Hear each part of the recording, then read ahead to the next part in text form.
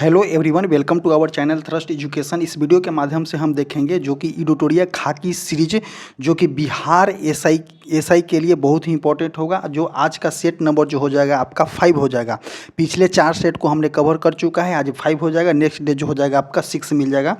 अब देखते हैं फर्स्ट क्वेश्चन है, जो फर्स्ट 20 क्वेश्चन जो होता है करेंट अफेयर होता है, जो कि हम रैंडमली उसको देखते चलेंगे। तो आइए देखते हैं। सबसे फर्स्ट क्वेश्चन हमारा हो जाएगा कि निम्न में से कौन से कथन जो है बिझिंझम अंतर्राष्ट्रीय डीप वाटर बहुउद्देशीय बंदरगाह के संबंध में सही है।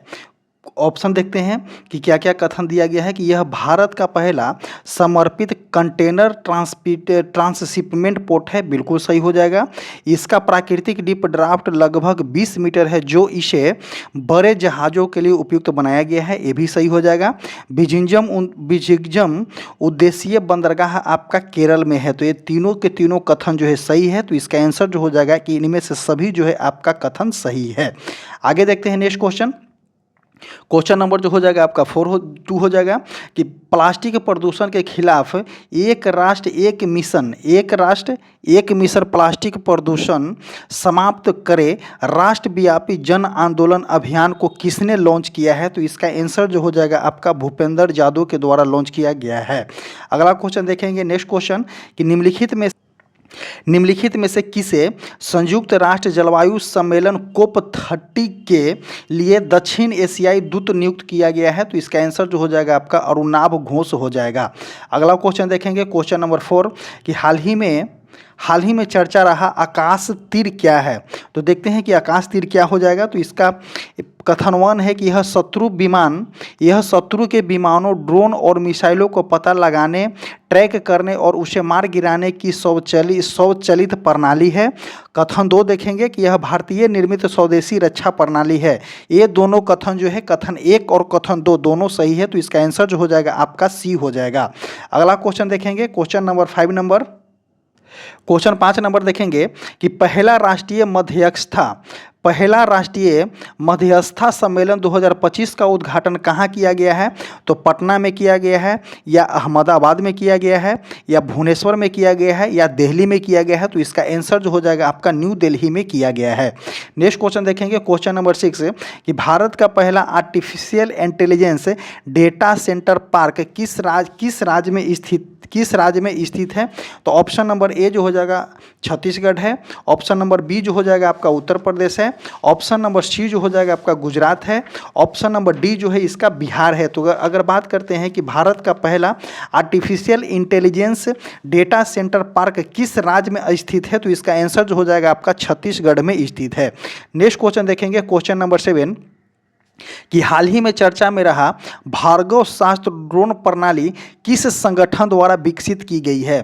क्वेश्चन को ध्यान से देखिए कि हाल ही में चर्चा में रहा भार्गव शास्त्र ड्रोन प्रणाली किस संगठन द्वारा विकसित किया गया है। तो ऑप्शन नंबर ए जो हो जाएगा आपका कि solar defence and aerospace limited के द्वारा, option number B Bharat Dynamics Limited के द्वारा, option number C Hindustan Aeronautics Limited के द्वारा, ऑप्शन नंबर डी इनमें से कोई नहीं। तो इसको गठन कहाँ पे विकसित किया गया है।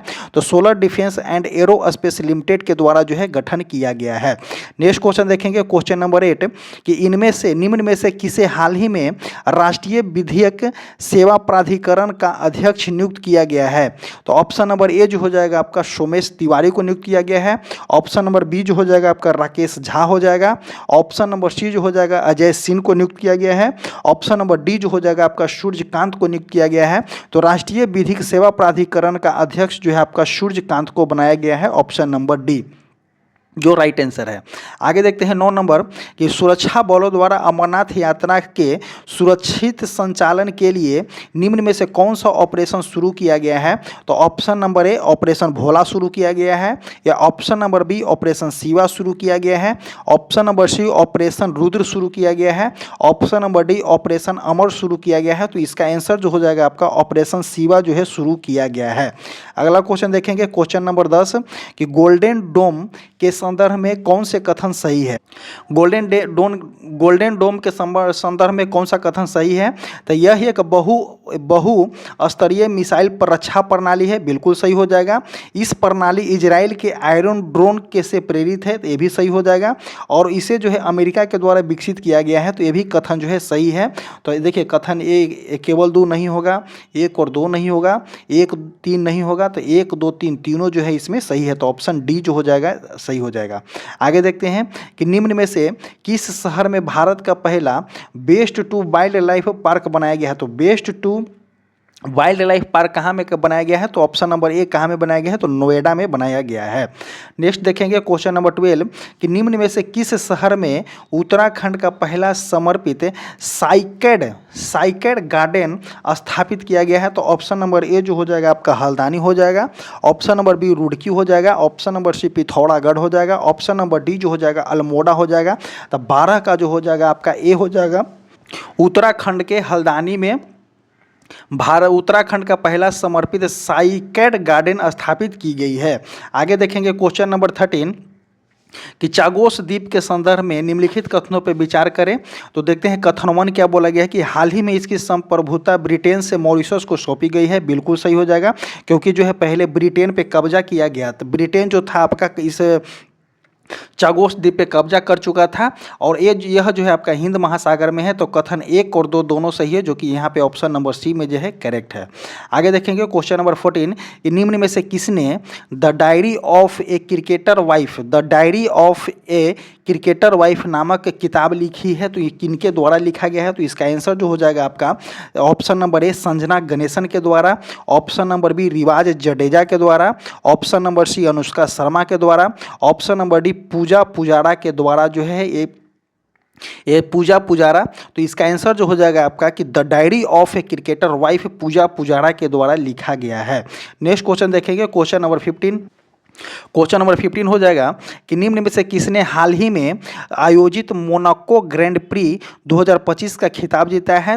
तो option number A Lando Norris के द्वारा, option number B Lewis Hamilton के द्वारा, option number C Oscar Piastri के द्वारा, option number D Charles Leclerc के द्वारा। तो इसका आंसर जो हो जाएगा 15 का जो ए हो जाएगा लैंडो नोरिस के द्वारा जीता गया है मोनाको ग्रैंड प्री 2025 का खिताब। आगे देखेंगे नेक्स्ट क्वेश्चन नंबर 16 निम्न में से कौन रेल संपर्क वाली पूर्वोत्तर की चौथी राजधानी बन गई है? तो चौथी राजधानी पूछा गया है। तो ऑप्शन नंबर ए इम्फाल है, ऑप्शन नंबर बी जो है आपका कोहिमा है, ऑप्शन नंबर सी जो है यहाँ पे ईटानगर दिया गया है, ऑप्शन नंबर डी जो है आइजोल है। तो इसका आंसर जो हो जाएगा कि रेल संपर्क वाली पूर्वोत्तर की चौथी राजधानी कौन सी बन गई है? तो इसका आंसर जो हो जाएगा आपका आइजोल बन गई है। नेक्स्ट क्वेश्चन देखेंगे क्वेश्चन नंबर 17 कि निम्नलिखित कथनों पर विचार करें और सही कथन को चुनिए। तो अंतर्राष्ट्रीय जैव विविधता दिवस विश्व में जैव विविधता के संरक्षण के महत्व के बारे में जागरूकता बढ़ाने के लिए प्रतिवर्ष 22 मई को मनाया जाता है, जो बिल्कुल सही है। कथन 1 जो है आपका सही है। वर्ष 2025 का विषय है कि प्रकृति के साथ सामंजस्य और सतत विकास, तो ये भी सही हो जाएगा। तो कथन नंबर 1 और 2 दोनों सही है, जो कि आपका देखिए ऑप्शन नंबर सी में है। 1 और 2 दोनों सही है। नेक्स्ट क्वेश्चन देखेंगे क्वेश्चन नंबर 18 कि बिहार के किस खिलाड़ी ने खेलो इंडिया यूथ गेम 2025 में 2000 मीटर में स्टीप चैलेंज में स्वर्ण पदक जीता है? तो किनके द्वारा जीता गया है? तो खुशी जादव के द्वारा जीता गया है। ऑप्शन नंबर ए या बी रेखा जादव के द्वारा, option number C Parvati Jadhav के द्वारा, option number D Aarti Jadhav के द्वारा जीता गया है। तो इसका आंसर जो हो जाएगा आपका कि खुशी यादव के द्वारा जीता गया है। अगला क्वेश्चन देखेंगे स्थलीय हरे पौधे। क्वेश्चन को ध्यान से देखिए, अब यहाँ से जो है क्वेश्चन का मोड चेंज होता है कि स्थलीय हरे पौधे की पत्तियां से कितनी मात्रा में उपलब्ध सौर ऊर्जा को खाद्य ऊर्जा में परिवर्तित करता है। क्वेश्चन को ध्यान से देखना है कि स्थलीय हरे पौधे की पत्तियां से कितनी मात्रा में उपलब्ध सौर ऊर्जा को खाद्य ऊर्जा में परिवर्तित करना है। तो ना 11% होगा, 0% भी नहीं होगा, 9% नहीं हो जाएगा। तो इसका आंसर जो हो जाएगा आपका 1% होगा, क्योंकि हरे पौधे की पत्तियां द्वारा खाद्य ऊर्जा में परिवर्तित सूर्य के प्रकाश की मात्रा उपलब्ध और सौर ऊर्जा की लगभग 1% होता है।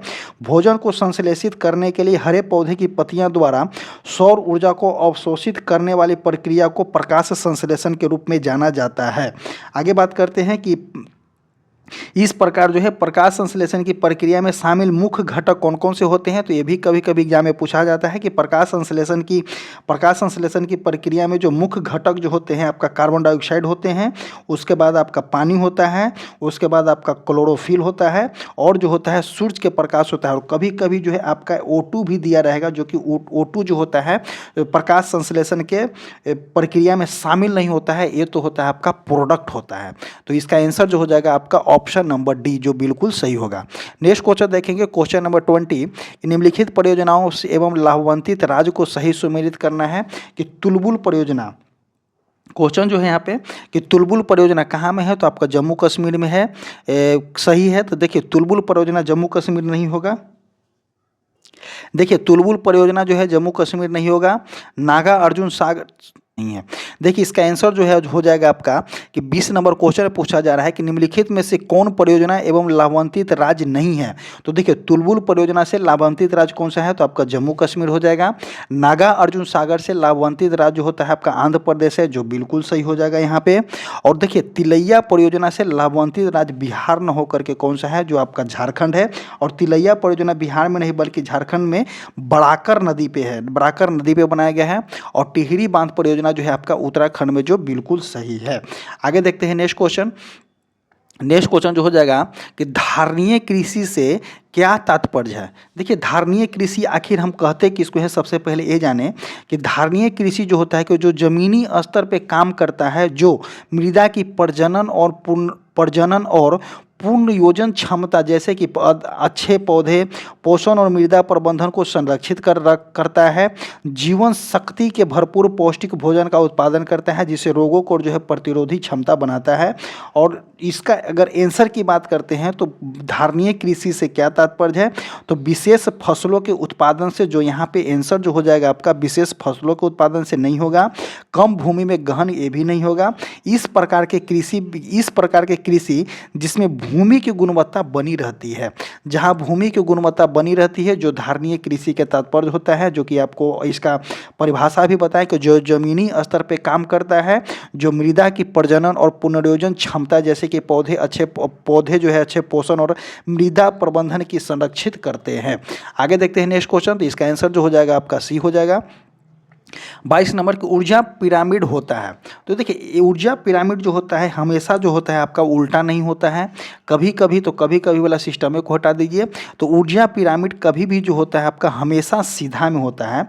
ऊर्जा पिरामिड किसी दिए गए खाद्य श्रृंखला में प्रत्येक पोषी स्तर द्वारा खपत ऊर्जा की कुल मात्रा को दर्शाता है, और ऊर्जा हस्तांतरण के 10% नियम के अनुसार कुल ऊर्जा का केवल 10% एक पोषी स्तर से दूसरे पोषी स्तर में ट्रांसफर होता है। इस पॉइंट को ध्यान दीजिएगा।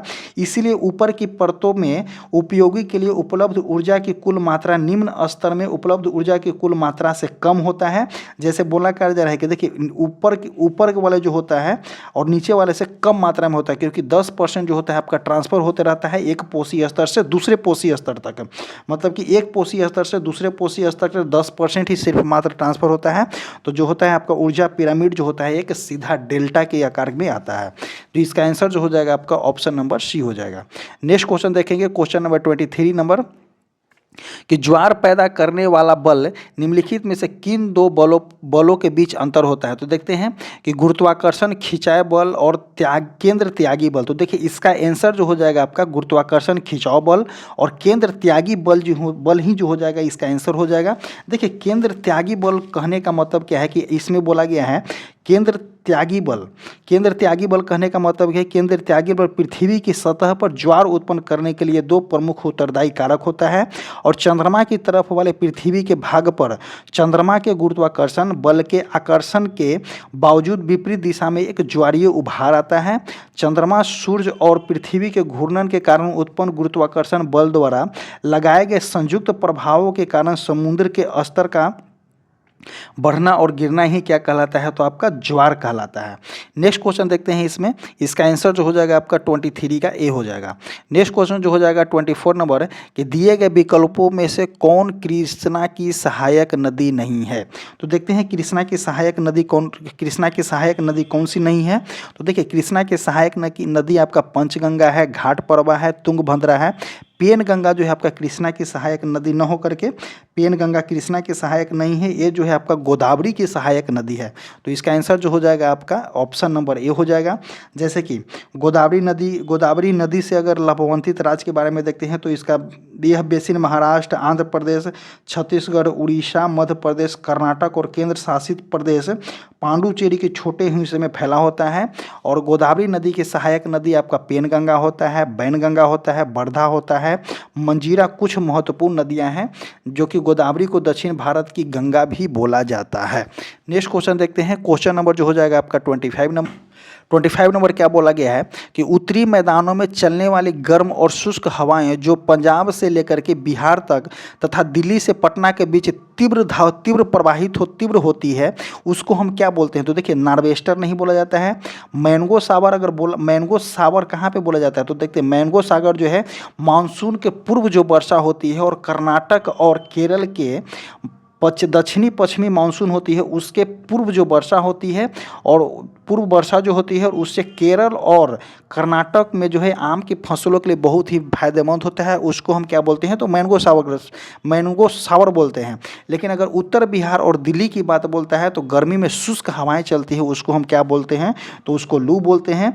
लू उत्तर और उत्तर पश्चिमी भारत के दिन के समय चलने वाली तेज गर्म शुष्क हवाएं हैं। ये हवाएं जो है उत्तरी मैदान इलाके में चलती है जो पंजाब से बिहार और दिल्ली से पटना के बीच में तेजी से होता है। यहाँ पटना कर दे दिया, बिहार की एग्जाम है इसलिए पटना बोला गया है। कभी कभी ये देर शाम तक भी चलती रहती है। इन हवाओं का सीधा संपर्क जानलेवा भी साबित हो सकता है, जैसे कि लू लग जाना। आगे देखते हैं कि लू मुख्य रूप से उत्तर पश्चिम भारत उप महाद्वीपीय के बड़े रेगिस्तान क्षेत्र जैसे कि ग्रेट इंडियन डेजर्ट, चोलिस्तान रेगिस्तान और दक्षिणी बलूचिस्तान के रेगिस्तान क्षेत्र में उत्पन्न होता है। इसका तापमान लगभग 45 से 50 डिग्री के बीच होता है। एक और क्या बोला गया है कि गर्मी के मौसम में करीब विशेष रूप से केरल और कर्नाटक में पूर्वी मानसून वर्षा होती है। पूर्व मानसूनी वर्षा समान आमों को जल्द पकाने के लिए मदद करती है, जिसे हम अक्सर आम्र वर्षा कहते हैं, जो मैंगो सावर जो हम आपको बताएं कि मानसून के पूर्व जो वर्षा होती है वो मुख्यतः कहाँ बेनिफिट होता है? तो केरल और कर्नाटक को बेनिफिट होता है, उसको हम क्या बोलते हैं? तो मैंगो सावर बोला जाता है। आगे देखेंगे नेक्स्ट क्वेश्चन कि ये मृदा का लाल रंग कारण होता है। तो मृदा का लाल रंग किसके कारण होता है? तो देखिए, मृदा का अगर कभी भी लाल रंग होगा तो आपका लौह योगी के कारण ही जो होता है लाल रंग होता है। किसी भी मिट्टी द्वारा दिखाया गया रंग उस मिट्टी में मौजूद पोषक तत्वों के कारण होता है, और जो इसकी किसके कारण होता है? तो लौह अयस्क के कारण होता है। देखिए, लाल मिट्टी में सामान्यतः जो होता है आपका नाइट्रोजन होता है, ह्यूमरस, फास्फोरिक अम्ल, चूना, मैग्नीशियम आदि की जो होती है कमी होती है, लेकिन यह पोटास की काफ़ी समृद्धि होती है। मिट्टी का पीएच उदासीन से अम्लीय तक होता है। जैसे मिट्टी का पीएच अगर बात करते हैं तो 7 होता है न्यूट्रल, तो उदासीन हो गया, और जो होता है उदासीन से जो होता है आपका अम्लीय होता है, 7 से नीचे होता है। इसका गठन प्राचीन क्रिस्टलीय और कायांतरित चट्टानों के अवक्षेप के कारण होता है। आमतौर पर अम्ल ग्रेफाइट क्वार्टर चट्टानें निस और फेल्सपैथिक चट्टानें होता है। यदि हम रासायनिक संरचना में देखें तो लाल मिट्टी मूल रूप से सिलियस और एल्यूमिनस की होती है। यह तथा रेत के रूप में मुक्त क्वार्टर मौजूद होता है, लेकिन यह पोटास से भरपूर होता है। और इसमें जो होता है महत्वपूर्ण खेती किसकी होती है लाल मिट्टी में? तो लाल मिट्टी में महत्वपूर्ण खेती की बात करते हैं तो आपका लाल मिट्टी में सबसे निचला हिस्सा जो गहरे हिस्सा बहुत होता है। इस प्रकार के उर्वरक में सिंचाई के उचित उपयोग से कपास, बाजरा, गेहूं, चावल, तिलहन, दाल, तंबाकू आदि की फसलें होती है। और अगर बात करते हैं तो विभिन्न फसलों का उच्च पैदावार जो होता है प्राप्त की जा सकती है। लाल मिट्टी एक बहुत ही महत्वपूर्ण मृदा संसाधन है जिसका कृषि के लिए सतत विकास और अर्थव्यवस्था के स्वस्थ विकास के लिए पर्याप्त प्रभाव होता है। नेक्स्ट क्वेश्चन देखते हैं, क्वेश्चन नंबर 27 कि डंकन पास निम्न में से किसके मध्य होता है? तो देखिए, डंकन पास जो होता है आपका लक्षद्वीप और मालाबार के तट नहीं होता है। छोटा अंडमान और कार निकोबार हटा दीजिए, तो छोटा अंडमान कार निकोबार हटाइए, तो दक्षिणी अंडमान और लघु अंडमान के पास जो होता है आपका डंकन पास होता है। अगर बात करते हैं एक जो होता है आपका 8 डिग्री चैनल, जैसे कि यहाँ पे देखते हैं डंकन पास जो है आपका दक्षिणी अंडमान और लिटिल या लघु अंडमान के बीच में होता है। तो दक्षिणी अंडमान या लघु अंडमान के बीच में है। डंकन दर्रा जो है हिंद महासागर में स्थित एक जल संधि है। यह लगभग जो है आपका 48 किलोमीटर चौड़ा है। अंडमान और निकोबार द्वीप समूह भारत का एक केंद्र शासित प्रदेश है। यह बंगाल की खाड़ी से दक्षिण हिंद महासागर में स्थित है। आगे बात करते हैं, एक जो होता है आपका 8 डिग्री चैनल होता है। ध्यान दीजिएगा कि 8 डिग्री चैनल जो होता है आपका मालदीव को मिनिकॉय से अलग करता है। 9 डिग्री चैनल जो होता है मिनिकॉय को लक्षद्वीप से अलग करता है। और 10 डिग्री चैनल जो होता है आपका लघु अंडमान को कार निकोबार से अलग करता है। तो लघु अंडमान को कार निकोबार 10 डिग्री चैनल। और एक जो होता है आपका पाक जल संधि जो कि भारत और श्रीलंका के बीच में है। और एक जो है कोको जल संधि जो कि आपका अंडमान को कोको द्वीप और म्यांमार के बीच में है। नेक्स्ट क्वेश्चन देखते हैं। क्वेश्चन नंबर जो हो जाएगा यहाँ पे 28 नंबर हो जाएगा कि निम्नलिखित में से कौन सा सुमेलित है। सुमेलित पूछना है। तब देखिए पामा डाबी कहाँ में है, तो देखिए एक स्थानांतरण कृषि है और संबंधित राज्य है। तो पामा डाबी कहाँ से संबंधित है, तो बिल्कुल सही हो जाएगा आपका उड़ीसा से संबंधित है। कुमारी पूर्वी घाट का नहीं, कुमारी जो हो जाएगा आपका पश्चिमी घाट का है। पोडू केरल का नहीं होकर के, पोडू जो है आपका केरल का नहीं होकर के आपका आंध्र प्रदेश का है। एक जो है पामलू कहाँ का है, तो पामलू जो हो जाएगा आपका मणिपुर का है। और झारखंड का कौन सा है स्थानांतरित कृषि, तो झारखंड की अगर बात करते हैं तो झारखंड के स्थानांतरित कृषि को हम क्या बोलते हैं, कुरुबा बोला जाता है। नेक्स्ट क्वेश्चन देखते हैं। क्वेश्चन नंबर अगर इसका बात करते हैं तो पामा डाबी कहाँ में है, तो उड़ीसा में है। तो पामा डाबी का अन्य नाम भी बोला जाता है, पामा डाबी बोला जाता है, कोमाना बोला जाता है या ब्रिंगा बोला जाता है।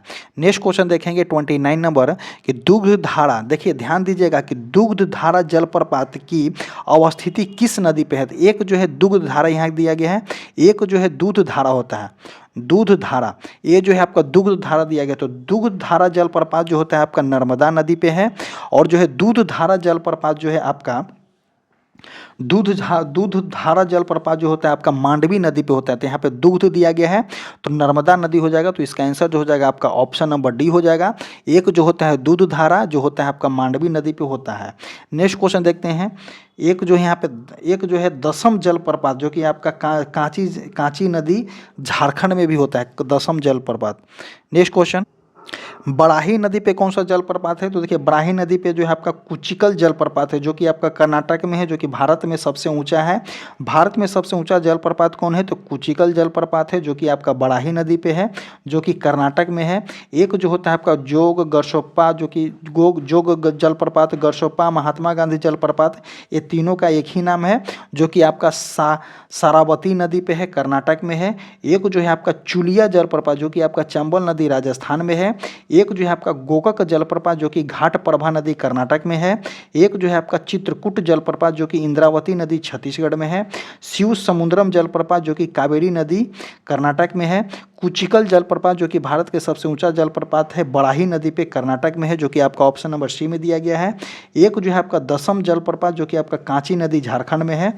एक जो है आपका हुंडरू जलप्रपात जो कि स्वर्ण रेखा नदी झारखंड में है। नेक्स्ट क्वेश्चन देखेंगे 30 नंबर कि ब्रह्मा कुंड की अवस्थिति बिहार के किस जिले में है, तो ब्रह्मा कुंड की अवस्थिति बिहार के जो हो जाएगा आपका नालंदा जिले में है। देखिए बिहार के नालंदा जिले में ब्रह्मा कुंड है, नालंदा जिले के राजगीर में है। यह बिहार में सर्वाधिक तापमान वाला जो कि 87 डिग्री जलमकुंड होता है। कितना है, 87 डिग्री, कहाँ में है, राजगीर में है।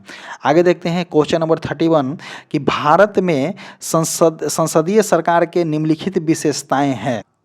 क्या क्या विशेषताएं हैं, ये उपयुक्त कथन में से कौन सा सही पूछा गया है, तो मंत्रिपरिषद जो है सामूहिक रूप से उच्च सदन के प्रति उत्तरदायी होता है। देखिए उच्च सदन किसको बोला जाता है, तो राज्यसभा के प्रति बोला जाता है। तो मंत्रिपरिषद जो है राज्यसभा के प्रति उत्तरदायी नहीं होते हैं। ऑप्शन नंबर 2 देखेंगे, कथन 2 देखेंगे कि बगैर सांसद बने कोई व्यक्ति केवल 6 माह तक जो है मंत्री बन सकता है, जो बिल्कुल सही हो जाएगा ये वाले। मंत्री अपना पद संभालने से पहले लोकसभा अध्यक्ष के समक्ष से शपथ लेते हैं, ये नहीं होगा। अब भारत के राष्ट्रपति वास्तविक कार्यपालिक होते हैं, तो देखिए भारत के राष्ट्रपति जो होते हैं वास्तविक नहीं होते हैं।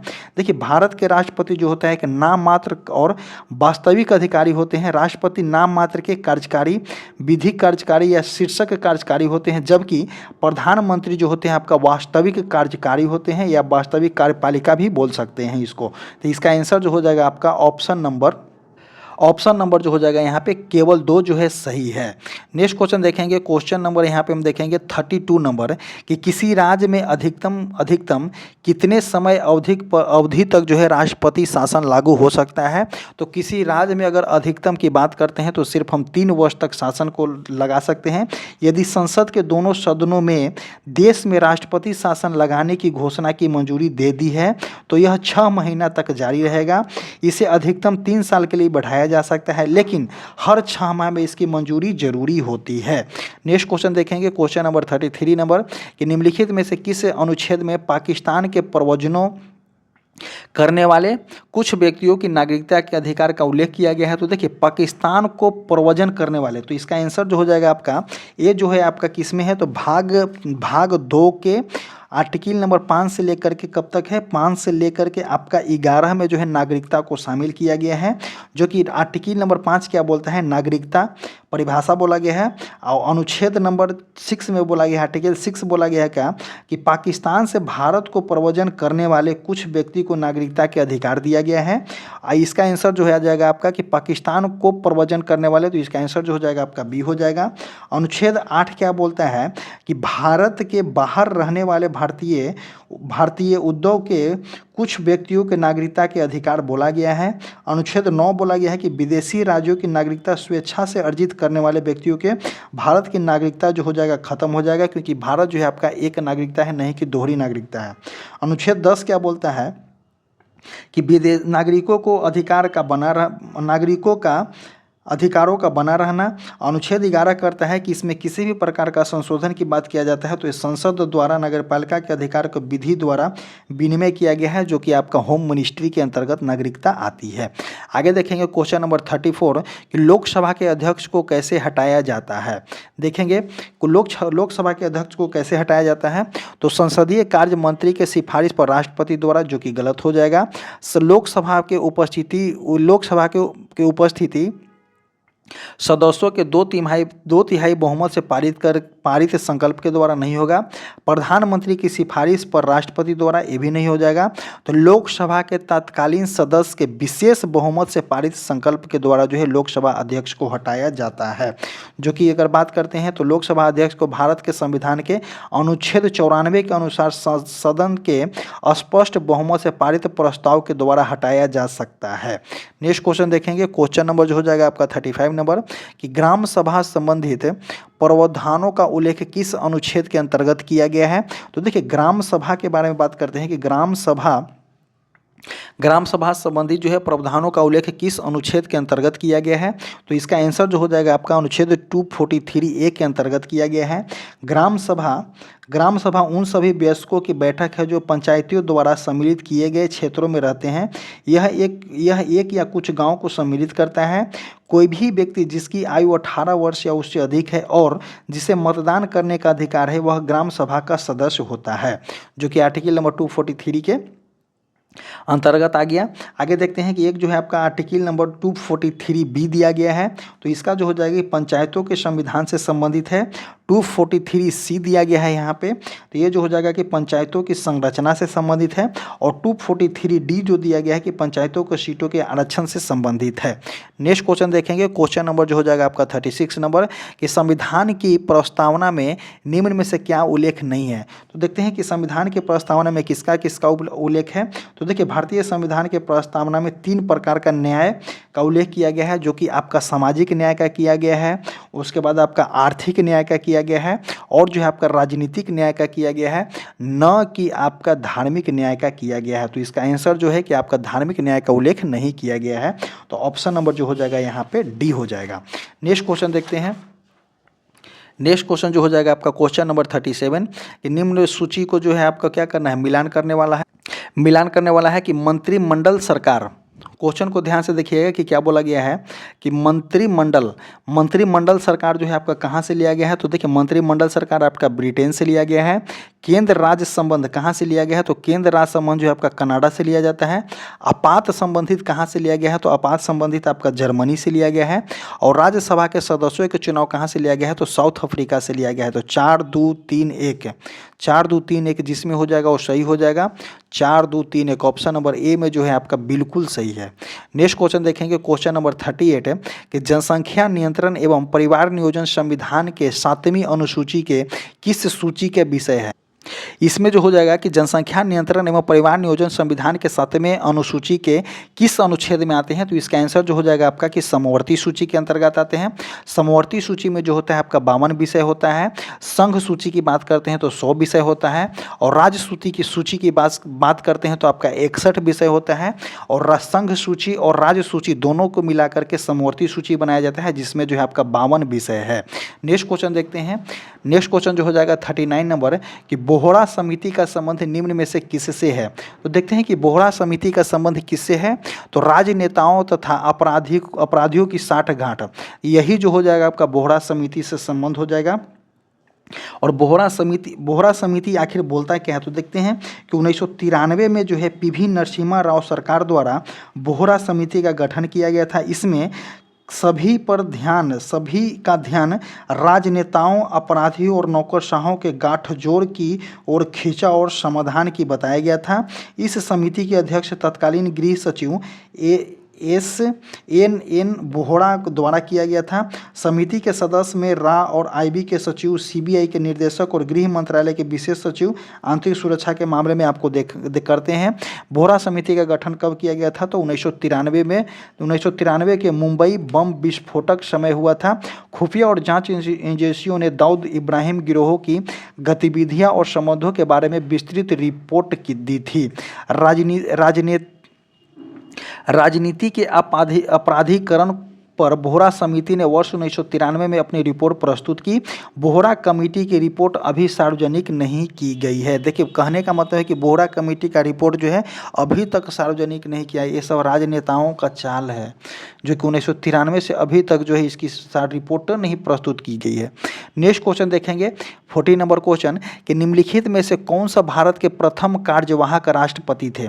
क्वेश्चन को ध्यान से देखिएगा कि प्रथम कार्यवाहक राष्ट्रपति पूछा गया है, तो ना ही यहाँ पे डॉक्टर जाकिर हुसैन होगा, नहीं आपका बीबी गिरी हो जाएगा, नहीं नीलम सिजूरी। इसका आंसर जो हो जाएगा आपका बीबी गिरी ही होगा। BD दत्त नहीं होगा, तो इसका आंसर जो हो जाएगा आपकी कार्यवाहक राष्ट्रपति जो थे आपका बीबी गिरी थे। प्रथम कार्यवाहक राष्ट्रपति बीबी गिरी थे। जब राष्ट्रपति डॉक्टर जाकिर हुसैन का मई 1969 में निधन हुआ, तो तत्कालीन उपराष्ट्रपति बीबी गिरी को बतौर राष्ट्रपति कार्य करने लगे। इनके उपरांत बीबी गिरी ने राष्ट्रपति के चुनाव में भाग लेने के लिए त्याग पत्र दे दिया। तब भारत के मुख्य न्यायाधीश M हिमोदुल्ला ने कार्यवाहक राष्ट्रपति के रूप में 20 जुलाई 1969 से 24 अगस्त 1969 तक कार्य किए थे। अब तक 2 राष्ट्रपतियों को, जिनको डॉक्टर जाकिर हुसैन एवं फरुखुद्दीन अली अहमद का अपने कार्यकाल के दौरान जो है आपका निधन हुआ है। यदि वर्तमान राष्ट्रपति मृत्यु हो जाए या त्याग पत्र दिया जाए या निष्कासन हो जाए या अनुपस्थिति या बीमार या अन्य कारणों से अपने पद पर कार्य से असमर्थ हो, तो उपराष्ट्रपति उनके पुनः पद ग्रहण करने तक कार्यवाहक के रूप में कार्य करेंगे। यदि उपराष्ट्रपति का पद रिक्त हो तो भारत का मुख्य न्यायाधीश, अगर उपराष्ट्रपति का भी पद हो तो भारत का उप न्यायाधीश कार्यवाहक राष्ट्रपति के रूप में कार्य करेंगे तथा उनके कर्तव्यों का निर्वहन करेंगे। तो इसका आंसर जो हो जाएगा आपका बीबी गिरी हो जाएगा। जाकिर हुसैन का निधन जो है आपका 1969 में हुआ था। उनके बाद जो है बीबी गिरी बने थे और चुनाव जीतने के लिए इन्होंने रिजाइन कर दिया था। उसके बाद कार्यवाहक राष्ट्रपति किनको बनाया गया था, तो जाकिर किनको बनाया गया था, तो M हिमोदुल्ला को बनाया गया था, जो कि ये कौन थे, तो सुप्रीम कोर्ट के जज रह चुके हैं। नेक्स्ट क्वेश्चन देखेंगे, क्वेश्चन नंबर 41 नंबर कि स्वतंत्रता के पश्चात सर्वप्रथम किसकी सिफारिश पर जो है आपका प्राक्कलन समिति का गठन किया गया था। तो देखिए, स्वतंत्रता के बाद अगर बात करते हैं तो प्राक्कलन समिति का गठन जो है आपका कब किया गया था, तो 1950 में किया गया था, जो कि आपका किनके द्वारा, तो जॉन मथाई के द्वारा किया गया था।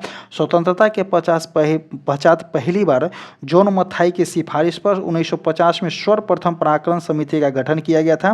प्राक्कलन समिति के सरकार के वित्तीय कामकाजों से संबंधित है। इसके प्रमुख कार्यों में वार्षिक अनुदानों की जांच करना, अतिरिक्त व पूरक अनुदानों पर चर्चा करना होता है।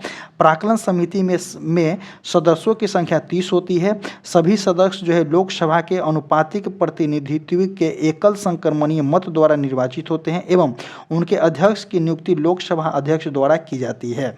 जॉन मथाई जो है आपका वर्ष 1950 में गणतंत्र भारत का पहला केंद्रीय बजट जो है पेश करने का जो है इनको गौरव प्राप्त हुआ था। नेक्स्ट क्वेश्चन देखेंगे, क्वेश्चन नंबर जो हो जाएगा आपका 42 नंबर कि लोक लेखा समिति के सदस्य कितने वर्ष के लिए निर्वाचित होते हैं। तो लोक लेखा समिति के सदस्य जो होते हैं 1 वर्ष के लिए आते हैं। लोक लेखा समिति में टोटल मेंबर कितना होता है, तो आपका टोटल मेंबर की बात करते हैं, लोक लेखा समिति के अगर टोटल मेंबर की बात करते हैं तो 22 आते हैं, जिसमें 15 जो होते हैं लोकसभा से होते हैं और 7 जो होते हैं राज्यसभा होते हैं, और इनके अध्यक्ष जो होते हैं आपका ऑपोजिशन के लीडर होते हैं। नेक्स्ट क्वेश्चन देखेंगे 43 नंबर, जो कि हिंदी का क्वेश्चन है, इसको स्किप करते हैं और इसका आंसर बताते हैं 43 का क्या हो जाएगा। तो 43 का अगर आंसर की बात करते हैं तो आपका सी हो जाएगा। आगे देखते हैं 44 नंबर कि गुल्लर का फूल का मुहावरे का अर्थ क्या होता है। तो गुल्लर के फूल का मुहावरे का अर्थ यहाँ पर दिया गया है दुर्लभ वस्तु। नेक्स्ट क्वेश्चन देखते हैं कि निम्न शब्द में से किसे उपयुक्त समास का चयन किया है। तो सुख और दुख कौन सा समास है, तो द्वंद्व समास है, तो ऑप्शन नंबर ए हो जाएगा। नेक्स्ट क्वेश्चन देखेंगे 46 नंबर, ये जो है आपका निगेटिव सेंटेंस बनाना है। तो देयर, इसका आंसर 46 का जो हो जाएगा आपका डी हो जाएगा। 47 नंबर देखेंगे, महात्मा गांधी का जन्म 2 अक्टूबर 1869 को गुजरात के पोरबंदर में हुआ था। इसको ट्रांसलेट करना है, तो इसका आंसर हो जाएगा कि Mahatma Gandhi was born on October 2 1869 in Porbandar Gujarat. Option number D जो हो जाएगा सही हो जाएगा। आगे देखेंगे 48 नंबर मैथमेटिक्स का क्वेश्चन है, स्किप करते हैं। 48, 49, 50, 51 के बाद आइए 52, 53 मैथमेटिक्स से। अब आते हैं 54 से। 54 क्वेश्चन क्या बोला गया है कि हर्षचरित में यचमेटी का उल्लेख मिलता है, यचमेटी होता है। तो देखिए एक जो है यहाँ पे 2 वर्ड दिया गया है, यच दिया गया है, यम चेटी दिया गया, यम चेटी दिया गया है। तो देखते हैं यम के, यह जो होता है संस्कृत ग्रंथ हर्षचरित में यम चेटी, याम के मतलब होता है आपका याम चेटी शब्द का उल्लेख है कि संस्कृत में यामा का अर्थ होता है पहरा देना। यामा का अर्थ क्या होता है, पहरा देना होता है या चौकी होता है। और चेटी का अर्थ होता है कि महिला नौकरानी, चेटी का अर्थ होता है महिला या नौकरानी। तो देखिए यामा चेटी का मतलब हो जाए कि रात्रि में पहरा देने वाली स्त्री। तो ऑप्शन नंबर सी जो हो जाएगा यहाँ पे सही हो जाएगा। आगे देखेंगे क्वेश्चन नंबर 55 कि मंडप और रथ किस शैली के मंदिरों की विशेषता है। तो देखिए महेंद्र वर्मन शैली के, या ऑप्शन नंबर बी मामलम शैली के, या ऑप्शन नंबर सी राजसिंह शैली के, या ऑप्शन नंबर डी जो हो जाएगा नंदी वर्मन शैली से। तो इसका आंसर जो हो जाएगा कि मंडप और रथ की शैली जो है किस शैली से हो जाएगा, तो मामलम शैली से हो जाएगा। यह शैली जो है नरसिंह वर्मन प्रथम जिन्हें मामलम भी कहा जाता है के शासन में विकसित हुई थी। इस शैली के दो प्रकार के मंदिर देखे जाते हैं, जो एक मंडप होते हैं। यह महेंद्र शैली के मंडपों की तुलना में अधिक सजावट होता है। एक जो होता है आपका रथ होता है, यह स्वतंत्र रूप से खड़े एक ही चट्टान को काटकर बनाए गए मंदिर थे, जिन्हें मोनोलिथिक रथ कहा जाता है। ऑप्शन नंबर बी जो हो जाएगा यहाँ पे सही हो जाएगा। नेक्स्ट देखेंगे क्वेश्चन नंबर 56। क्वेश्चन नंबर 56 क्या बोला गया है कि सिंधु घाटी सभ्यता और भारत की सर्वाधिक प्राचीन सभ्यता है। निम्नलिखित में से कौन सा स्थल जो है सिंधु घाटी सभ्यता का भारत में सबसे बड़ा स्थल है। तो देखते हैं कि सिंधु घाटी सभ्यता का सबसे बड़ा स्थल अगर पूछा गया भारत में तो कौन सा हो जाएगा। तो इसका आंसर जो हो जाएगा आपका राखी गढ़ी हो जाएगा। राखी गढ़ी जो है सिंधु घाटी सभ्यता का सबसे बड़ा स्थल है। यह हरियाणा के हिसार में है, जिसका कुल क्षेत्रफल आपका 350 हेक्टेयर है। यह स्थल अब सूखी हुई सरस्वती नदी के तट पे है। देखिए यहाँ पे एक मोहनजोदारो भी दिया गया है। तो मोहनजोदारो जो है आपका कि यह स्थल भी वर्तमान में पाकिस्तान के सिंध प्रांत सिंधु नदी के तट पे है। वर्ष 2014 से पहले यह समग्र हिंदू घाटी सभ्यता का सबसे बड़ा स्थल माना जाता था, लेकिन वर्तमान में राखी गढ़ी समस्त रूप से सबसे बड़ा स्थल है।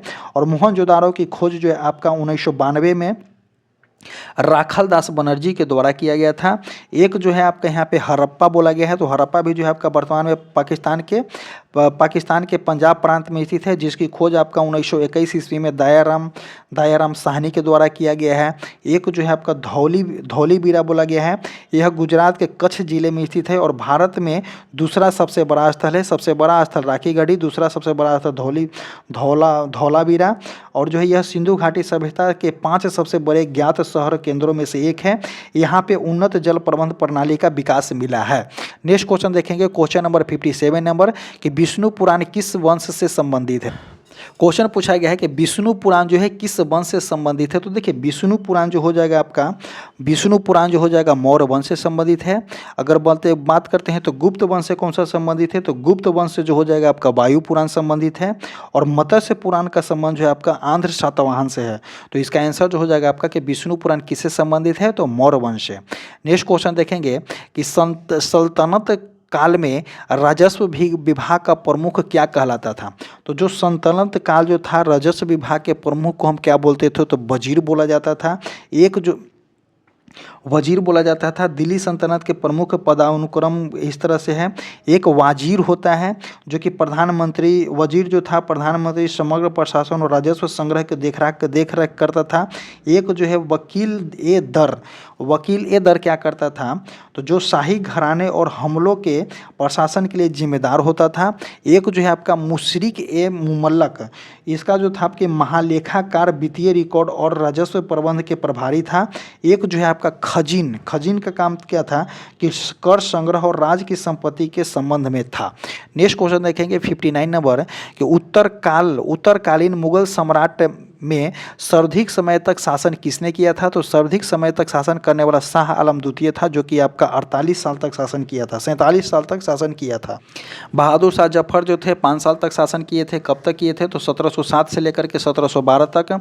एक जहांदार शाह थे, इन्होंने बहुत कम समय तक मात्र 1 साल शासन किए, 12 से लेकर के 13 तक 1701 जो थे आपका मोहम्मद शाह जो थे 1719 से लेकर के 1748 तक शासन किए।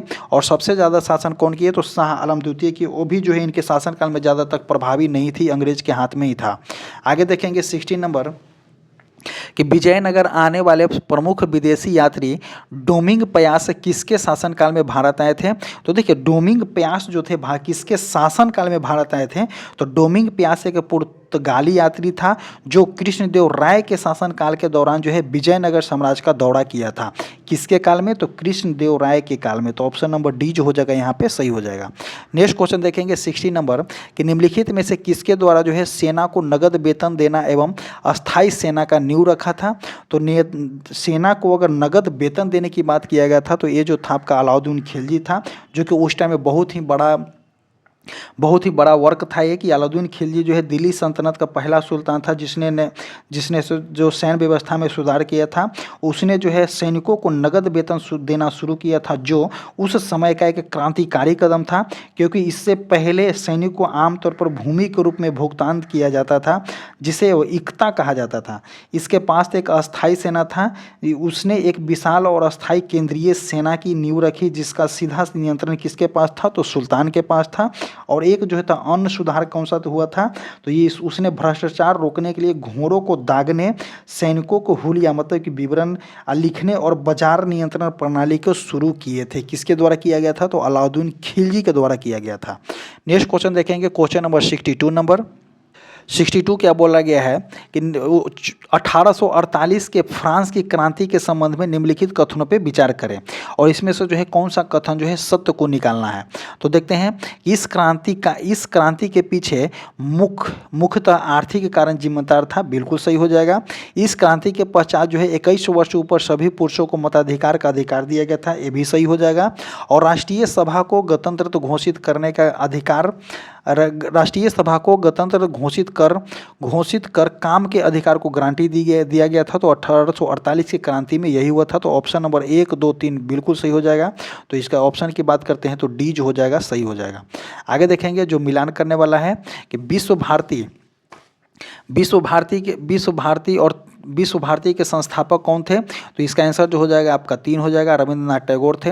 अभिनव भारत के कौन हो जाएंगे, तो बी डी सावरकर हो जाएंगे, 1 हो जाएगा। वेद समाज के कौन हो जाएंगे, तो केशव चंद्र सेन हो जाएंगे, 4 हो जाएगा।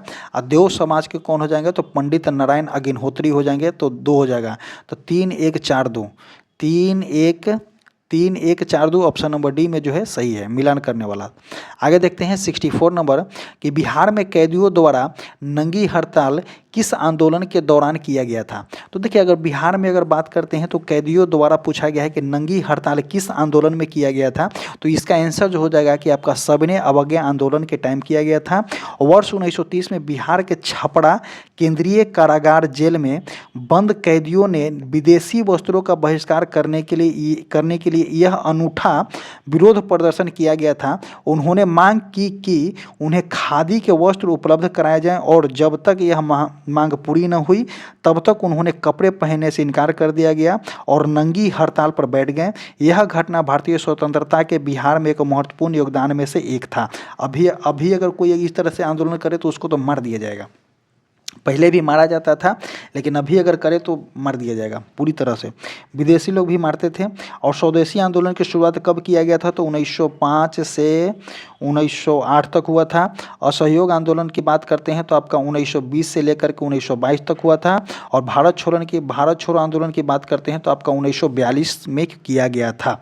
नेक्स्ट क्वेश्चन देखेंगे, क्वेश्चन नंबर 65 कि निम्नलिखित में से किसने गांधी इरविन समझौता में महात्मा गांधी के लाभ को संतावना पुरस्कार कहा था। तो देखिए लाभ को संतावना पुरस्कार किसके द्वारा कहा गया था, तो एलम कैंपबेल जॉनसन के द्वारा बोला गया था। सरोजिनी नायडू को क्या बोला गया था, तो गांधी और इरविन दो महात्मा बोले थे। अब मदन मोहन मालवीय का स्टेटमेंट क्या था, इनके द्वारा भी कुछ स्टेटमेंट दिया गया था। तो मदन मोहन मालवीय इस समझौता से नाखुश थे और उन्होंने इसे कांग्रेस का आत्मसमर्पण बोले थे। और एक जो थे आपका तेज बहादुर सप्रू, इन्होंने क्या बोला था, तो तेज बहादुर सप्रू और MR जयकर ने इस समझौता को करवाने में महत्वपूर्ण भूमिका निभाए थे। नेक्स्ट क्वेश्चन देखेंगे, क्वेश्चन नंबर जो हो जाएगा आपका 66 नंबर कि निम्नलिखित में से कौन सुमेलित नहीं है, तो नौसेना का विद्रोह कब हुआ था, तो नौसेना विद्रोह आपका 1946 बिल्कुल सही हो जाएगा। नौसेना विद्रोह जो हुआ था आपका 1946 में हुआ था, बिल्कुल सही हो जाएगा। कांग्रेस और सोशलिस्ट पार्टी का गठन 1934 में हुआ था, ये भी सही हो जाएगा। किनके द्वारा किया गया था, तो आचार्य नरेंद्र देव और जयप्रकाश नारायण के द्वारा किया गया था। बरदौली सत्याग्रह 1928 किनके द्वारा किया गया था, तो ये हो जाएगा आपका सरदार वल्लभ भाई पटेल के द्वारा किया गया था। और पूना पैक्ट जो था 1931 न होकर के 1932 में हुआ था। 24 सितंबर 1932 को जो हुआ था पूना पैक्ट हुआ था। और किनके बीच में हुआ था, तो ये जो हुआ था आपका महात्मा गांधी और भीमराव अंबेडकर के बीच में हुआ था। नेक्स्ट क्वेश्चन देखेंगे, क्वेश्चन नंबर जो हो जाएगा आपका 67 नंबर कि कांग्रेस के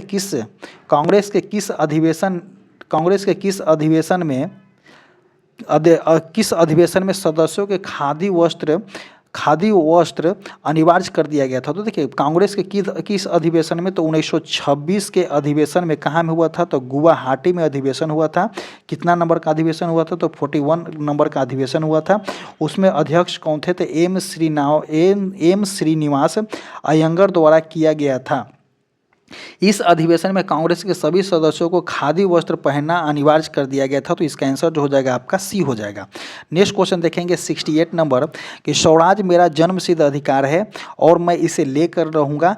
तिलक ने यह कथन कांग्रेस के किस अधिवेशन में कहे थे। तो देखिए तिलक ने जो थे यह कथन कब कहे थे, तो इसका आंसर जो हो जाएगा आपका लखनऊ अधिवेशन 1916 में किए थे। बाल गंगाधर तिलक ने स्वराज मेरा जन्मसिद्ध अधिकार है का कथन का नारा जो है 1916 में लखनऊ अधिवेशन में दिए थे।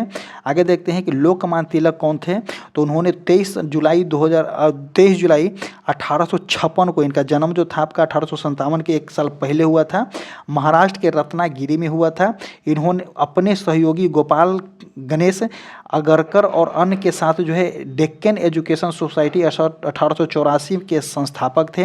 अंग्रेजी पत्रकार वैलेंटाइन सिरोल और लिखित पुस्तक इंडियन अर्नेस्ट ने तिलक को भारतीय अशांति का जनक भी बताया था।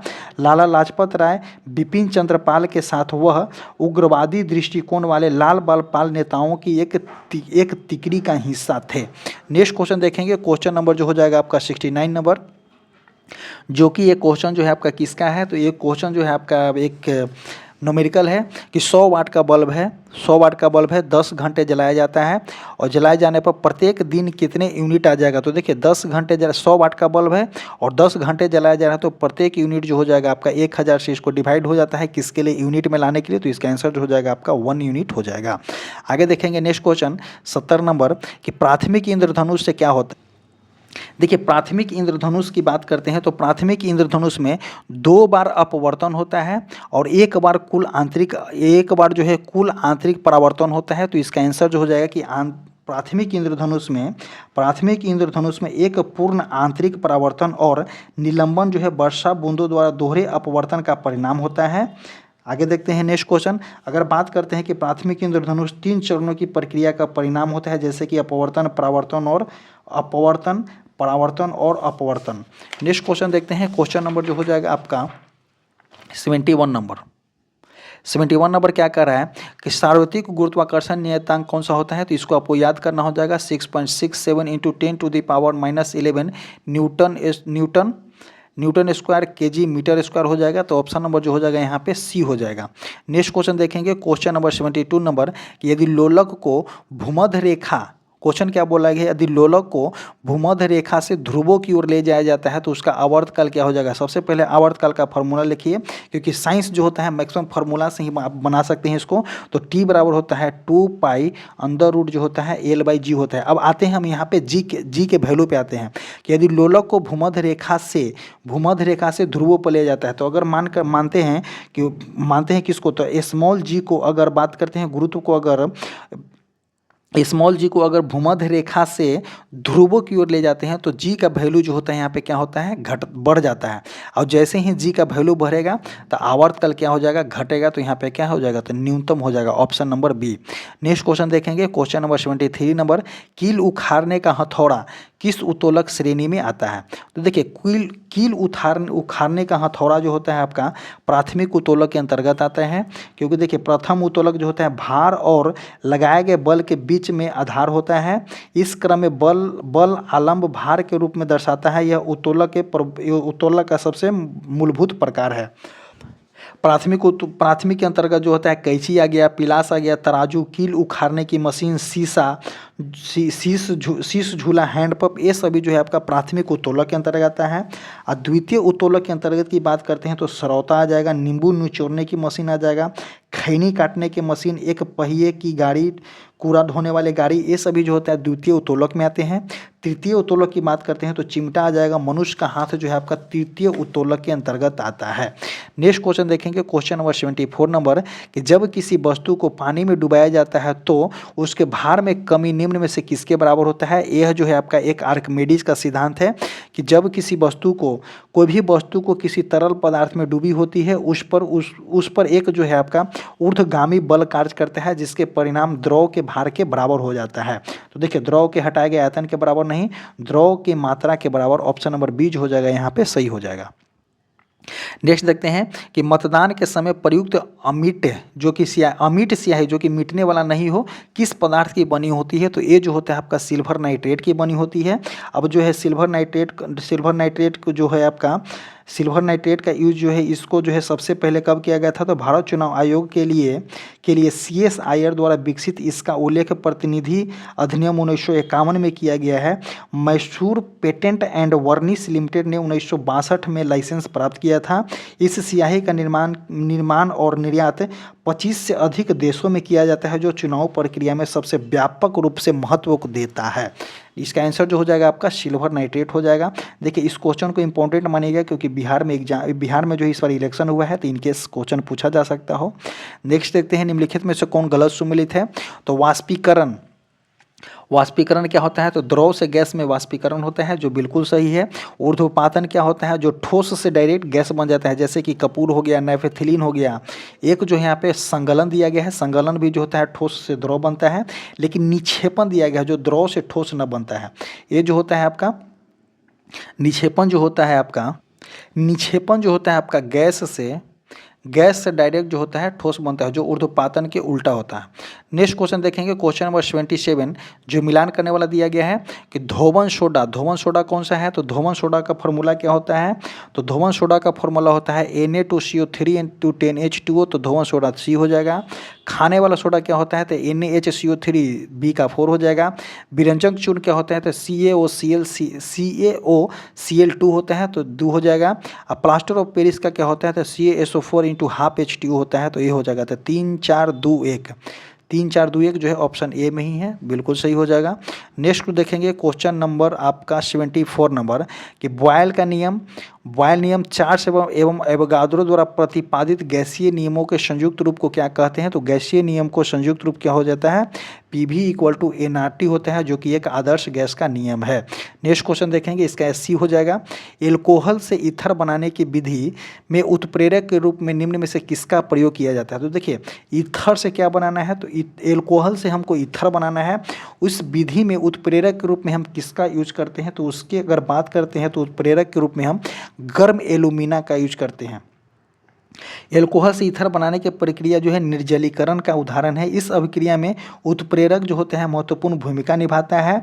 गर्म एल्यूमिना जो होता है, जब इथेनॉल वाष्प को लगभग 250 डिग्री सेल्सियस पर एल्यूमिना के ऊपर से गुजारा जाता है, तो यह जल के अणु जो है हटा करके डाई इथाइल ईथर बनाता है।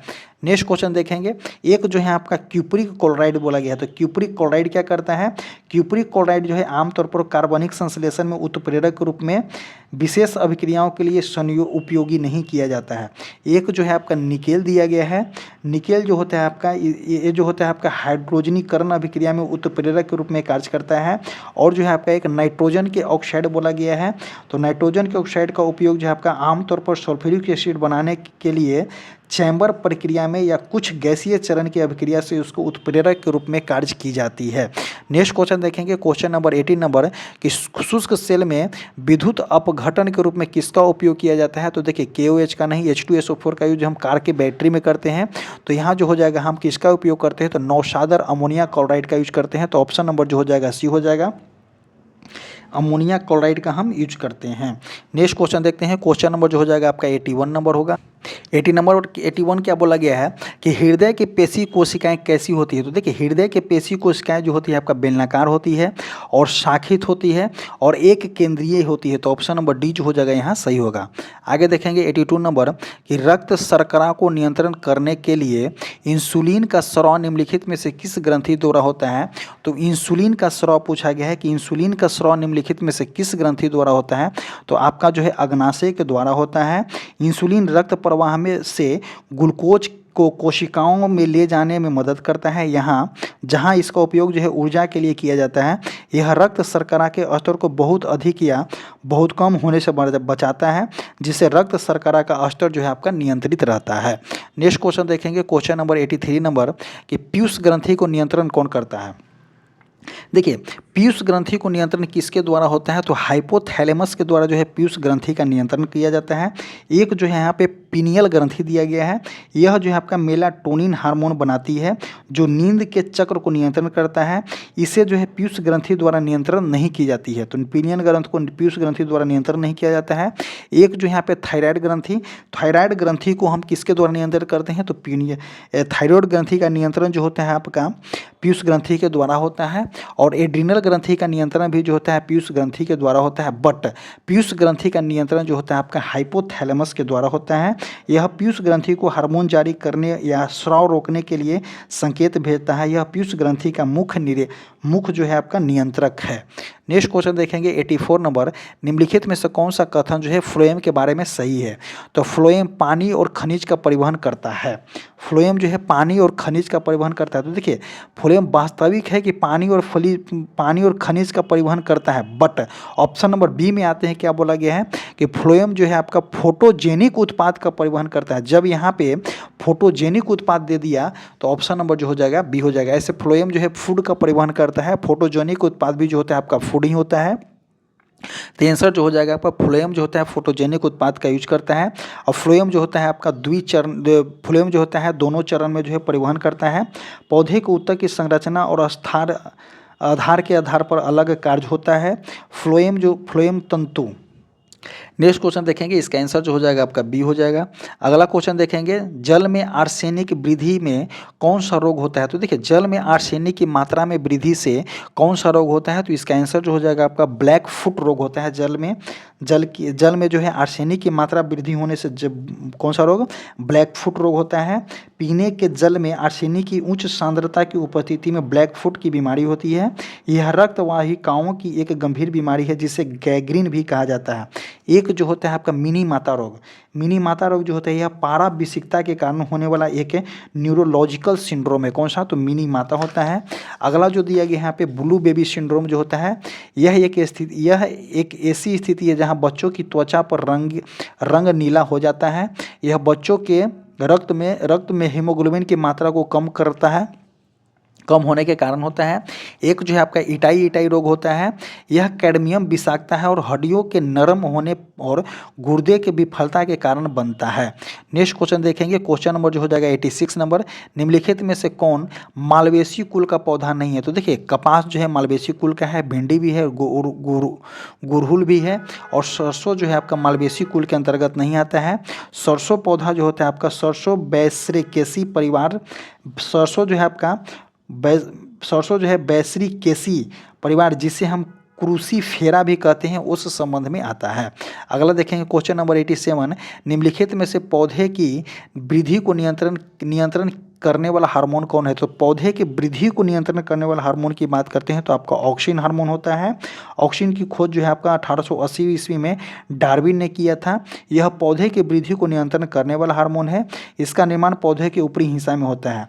एक जो है यहाँ पे जिब्रेलिन्स दिया गया है, इसकी खोज जो है जापानी वैज्ञानिक कुरुशोवा जो है 1926 ईस्वी में किया। यह बौने पौधे को लंबा करता है, यह फूल बनाने में मदद करता है। एक जो है आपका साइटोकाइनिन है, इसकी खोज मिलर ने 1955 ईस्वी में किया था, परंतु इसका नामकरण जो है लिथाम ने किया था। यह प्राकृतिक रूप से ऑक्सिन के साथ मिलकर काम करता है। यह ऑक्सिन की उपस्थिति में कोशिका विभाजन और विकास में मदद करता है। यह जीर्णता को रोकता है। यह आरएनए और प्रोटीन बनाने में सहायक होता है। यह बौने पौधे को लंबा करने के लिए उपयोग होता है। एक जो है आपका फ्लोरेजिन्स क्या होता है कि यह पत्ती में बनते हैं लेकिन फूलों के खिलने में मदद करते हैं, इसलिए इसे फूल खिलने वाला हार्मोन भी कहते हैं। किसको? तो फ्लोरेजिन्स को। आगे देखते हैं 88 नंबर क्वेश्चन कि सत्य फल किसमें विकसित होता है? तो सत्य फल की बात करते हैं तो सत्य फल का विकसित कहाँ होता है? तो अंडाशय में होता है। आगे देखेंगे SEBI का पूर्ण नेम क्या होता है? तो SEBI का पूर्ण नेम की बात करते हैं तो security and exchange board of India होता है। इसका गठन की बात करते हैं तो 12 अप्रैल 1988 का गठन हुआ था। और इसका कार्य की संचालन की बात करते हैं तो आपका 20 जनवरी 1992 से सेबी अधिनियम एक्ट 1992 में आया था, तो तब से जो है आपका कार्य करना चालू किया था। वर्तमान में सेबी के अध्यक्ष जो है आपका तुहिन कांत पांडे हैं। नेक्स्ट क्वेश्चन देखेंगे 89 नंबर, निम्नलिखित में से किसे विश्व बैंक का उदार ऋण की खिड़की कहा जाता है? तो विश्व बैंक का जो है उदार ऋण की खिड़की किसको बोला जाता है? तो अंतर्राष्ट्रीय विकास संघ IDA को बोला जाता है। Option number B. Next question 91 number, निम्नलिखित में से कौन सी विशेषता विकासशील या विकसित देशों में समान नहीं होता है? देखते हैं कौन सा। तो उत्पादन का निम्न स्तर किसमें है? तो विकासशील देश से विकसित में समान है, सही है। तकनीकी का उन्नति जो है आपका विकासशील देश में नहीं होता है, तो यही जो हो जाएगा आपका सही हो जाएगा। ऑप्शन नंबर बी जो हो जाएगा सही हो जाएगा। निम्न प्रति व्यक्ति या सकल उत्पाद ये भी है। पूंजी की कमी ये भी होता है, विकासशील देश में पूंजी की कमी होता है। प्रति व्यक्ति आय न्यूनतम होता है, सकल राष्ट्रीय उत्पाद न्यूनतम होता है, उत्पादकता का निम्न स्तर होता है, और तकनीकी की अगर बढ़ोतरी हो जाएगा तो ये विकासशील नहीं विकसित के अंतर्गत आ जाएगा। तो इसका आंसर जो हो जाएगा आपका तकनीकी उन्नति।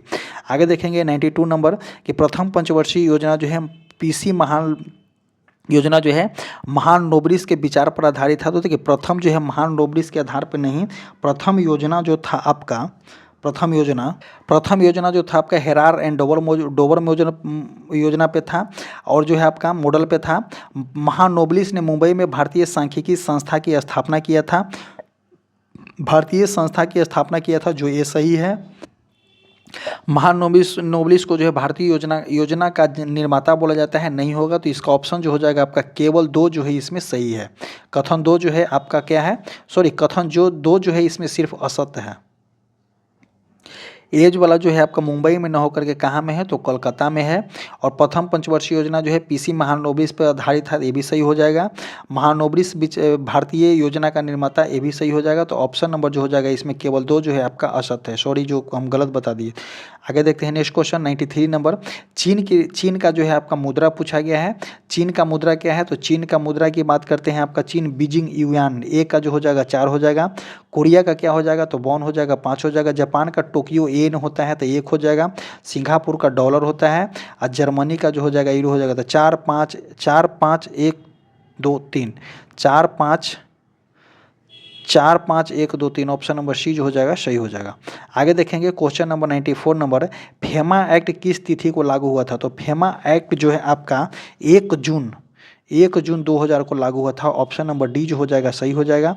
आगे देखेंगे क्वेश्चन नंबर 95 कि राष्ट्रीय पत्रकारिता दिवस निम्नलिखित में से किस तिथि को मनाया जाता है, तो राष्ट्रीय पत्रकारिता दिवस की अगर बात करते हैं तो किस तिथि को मनाया जाता है, तो आपका 17 नवंबर, अगर बात करते हैं तो 16 नवंबर दिया गया है, यहाँ पे 17 नवंबर को मनाया जाता है। ऑप्शन नंबर सी इसमें क्वेश्चन लीडर है। आगे देखेंगे the fractured Himalaya Indian Tibet China 1949 से 1962 पुस्तक के लेखक कौन है, तो इसका आंसर जो हो जाएगा आपका निरुपमा राय के द्वारा लिखा गया है, राव के द्वारा। आगे देखेंगे कि भारतीय चारागाह एवं चारा अनुसंधान संस्था स्थित है कहाँ में है, तो आपका झांसी में स्थित है। और कब इसको बनाया गया था, तो 1962 में बनाया गया था। कब बनाया गया था, तो 1962 में। आगे देखेंगे कि ट्रांजिस्टर किस पीढ़ी का कंप्यूटर है, तो देखिए प्रथम में जो था आपका वैक्यूम यूज किया था, वैक्यूम के रिप्लेस करके ट्रांजिस्टर का यूज किया जाता, तो अब द्वितीय पीढ़ी में। नेक्स्ट क्वेश्चन देखेंगे 99 नंबर। निम्नलिखित में से किसने राज को एक आवश्यक बुराई माना, निम्नलिखित में से किसने जो है राज को एक आवश्यक बुराई माना था, तो ऑप्शन नंबर ए जेरिम बेथिन के द्वारा, option number B Thomas Paine के द्वारा, option number C James Mill के द्वारा, ऑप्शन नंबर डी जो हो जाएगा JM मिल के द्वारा। तो इसका आंसर जो हो जाएगा 99 का बी हो जाएगा, टॉमस पेन के द्वारा। आगे देखते हैं नेक्स्ट क्वेश्चन और आज का लास्ट क्वेश्चन कि निम्नलिखित में से 2011 की जनगणना के अनुसार न्यूनतम दशकीय वृद्धि वाला राज्य कौन सा हो जाएगा, तो न्यूनतम दशकीय वृद्धि वाला राज्य हो जाएगा आपका कौन सा हो जाएगा, तो नागालैंड हो जाएगा, जिसका दशकीय वृद्धि जो था आपका -0.5% रहा था। और सबसे अगर बात करते हैं तो भारत का दशकीय वृद्धि तो 17.7% था। और राज्य अनुसार सबसे उच्चतम दशकीय वृद्धि किसका था, तो मेघालय का 27.82 था। और सबसे न्यूनतम वृद्धि किसका था, तो नागालैंड का। देखिए कितना पढ़े लिखे लोग वहाँ का है। इसी तरह से जो है आज का वीडियो हमारा समाप्त होता है। आपको वीडियो कैसा लगा जरूर बताइएगा। अगर आपको इसका PDF चाहिए तो हमारे टेलीग्राम चैनल पर जाइए, ज्वाइन कीजिए, जहाँ पे आपको इसका PDF दे दिया जाएगा, सॉल्यूशन का भी PDF मिलेगा। सो जाकर के टेलीग्राम चैनल जो कि कमेंट बॉक्स और डिस्क्रिप्शन बॉक्स में लिंक पिन कर दिया गया है। Thank you.